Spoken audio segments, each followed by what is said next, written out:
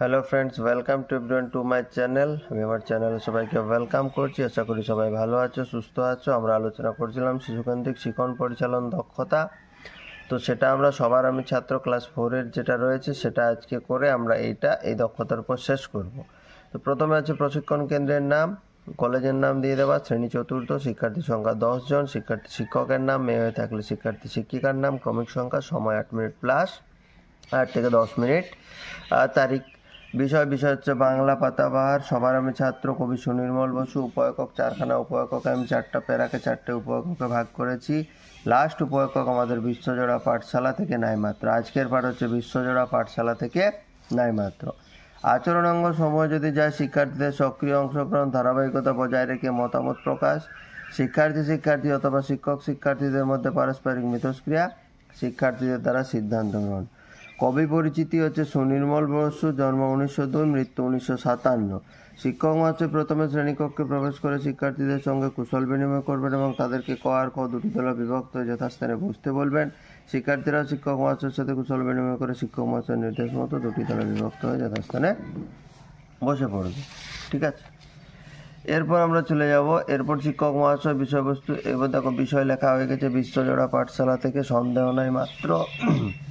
এরপর শিক্ষক মহাশয় বিষয়বস্তু সম্পর্কিত একটা ছবি শিক্ষার্থীদের দেখাবেন এবং প্রত্যেক দলকে ছবি সম্পর্কে একটা করে মন্তব্য করতে বলবেন। শিক্ষার্থীরা মনোযোগ সহকারে ছবিটি দেখবে এবং মন্তব্য করবে। কদল বলবে, স্যার একটি পাঠশালার ছবি দেখতে পাচ্ছি। কদল বলছে, একটা গ্রহের ছবি দেখতে পাচ্ছি। এটা হয়ে গেল ধারাবাহিকতা বজায় রেখে মতামত প্রকাশ। এরপর শিক্ষক মহাশয় আজকের বিষয়বস্তু যথাযথভাবে শিক্ষার্থীদের সামনে উপস্থাপন করবেন।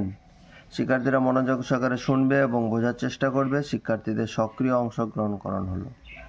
এরপর শিক্ষক মহাশয় নির্দেশ দেবেন যে কদল খদলকে প্রশ্ন করবে, খদল উত্তর দেবে, এবং খদল কদলকে প্রশ্ন করবে, কদল উত্তর দেবে। যেহেতু স্কিলটার নাম হচ্ছে শিশুকেন্দ্রিক শিক্ষণ পরিচালন দক্ষতা, শিশুরাই পরিচালনা করবে। শিক্ষার্থীরা শিক্ষক মহাশয়ের নির্দেশ অনুযায়ী প্রশ্নোত্তর পর্ব সারবে।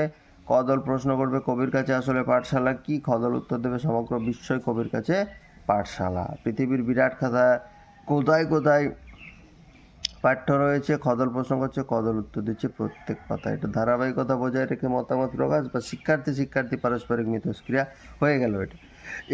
এরপর শিক্ষক মহাশয় শ্রেণীর সমস্ত ছাত্রছাত্রীর উদ্দেশ্যে জিজ্ঞাসা করবেন। কি জিজ্ঞাসা করছে? আচ্ছা, পৃথিবীর ইংরেজি প্রতিশব্দ কি? না আর্থ। আর দিন রাত্রির, দিনের হচ্ছে ডে, রাত্রির হচ্ছে নাইট। শিক্ষক শিক্ষার্থী পারস্পরিক মিথস্ক্রিয়া হয়ে গেল। আজকের পাঠ থেকে কি শিখলে? কবির কাছে সমগ্র বিশ্ব হচ্ছে পাঠশালা, যেখানে তিনি নানান নতুন নতুন জিনিস দিন রাত্রি ধরে কৌতূহলের সঙ্গে শিখছেন। এটার সাথে সাথে কয়েকটা ইংরাজি প্রতিশব্দ আমরা জানলাম, শিক্ষার্থীর দ্বারা সিদ্ধান্ত গ্রহণ হলো। ঠিক আছে, তো আজকে এখানে শেষ করছি। দেখা হচ্ছে আবার পরের ভিডিওতে। Thank you, have a good day. And video ভালো লাগলে চ্যানেলটা অবশ্যই সাবস্ক্রাইব করবে এবং নিডি পিপুলদের কাছে ভিডিওগুলো শেয়ার করে দেবে, এটুকু আশা রাখছি। Thank you.